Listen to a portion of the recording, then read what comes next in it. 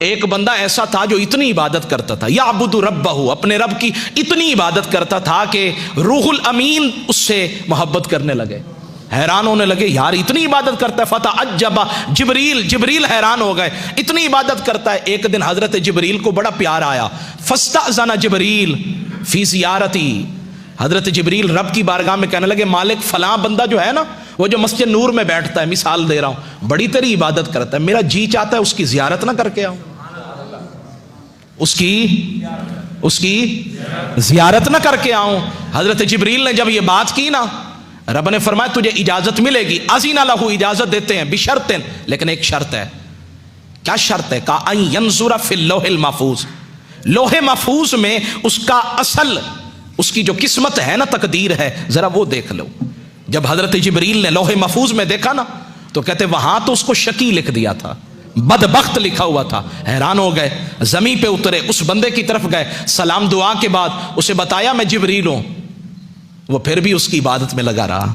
कुछ होते हैं जो हजरत खिजर के पीछे भागते हैं, और कुछ वो होते हैं, हजरत खिजर भी आ जाए ना, मैं बेअदबी नहीं कर रहा, वो कहते हैं जी खिजर आना तेरा आना मुबारक, लेकिन जिसकी इबादत मैं कर रहा हूं ना, मुझे किसी के लिए तवज्जो देने की जरूरत नहीं है। तो फरमाते बात खत्म हो गई। फरमाते हैं हजरत जिब्रील ने कहा तुझे अल्लाह ने बदबख्त लिखा है।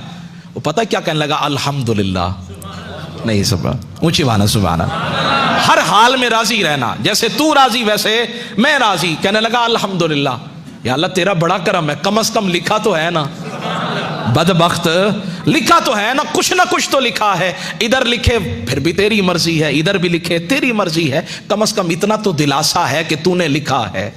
हजरत जिब्रील कहने लगे शायद के फजन्ना जिब्रील हो अन्नहु लम यस्मा कलाम हो, वो कहने लगे शायद इसने मेरी बात को सुना नहीं है। फ़अआद अलैहिल क़ौला, उस हजरत जिब्रील ने फिर कहा हजरत आप तो सारी जिंदगी इबादत करते रहे, सजदे करते रहे, और रब का यह मामला है कि उसने आपको शकी लिख दिया है। उसने फिर कहा अल्हम्दुलिल्लाह। फताअज्जब जिब्रील, जिब्रील बड़े हैरान हुए, कहने लगे ये क्या मामला? उसने कहा लौलम अकुन, अगर मैं इस काबिल नहीं तो इसमें मेरे रब का क्या कसूर है? मैं अगर हूं ही निकम्मा, मेरी जात में मेरी किस्मत में लिखा ही नहीं है, तो इसमें मेरे रब का क्या कसूर है? जिब्रील ने सुना तो इस बात में भी बड़ा ताज्जुब आया, और जब ताज्जुब आया ना तो फरमाते हैं अल्लाह ने आवाज लगाई, सदा लगाई, जिब्रील अब जरा उन्जुर फिल लोहिल महफूज, अब देखो ना लोहे महफूज में। अब जो देखा, फरमाया वहां बदबख्तों की लिस्ट से नाम निकाल कर ना रब ने बख्त वालों में उसका नाम लिख दिया था। या अल्लाह ये माजरा क्या है? फरमाया जो मेरी हर अदा पे राजी है, मेरे हर फरमान पे राजी है, तो फिर उसका नाम बदबख्तों में क्यों लिखूं, बख्त वालों में ना लिख दूं?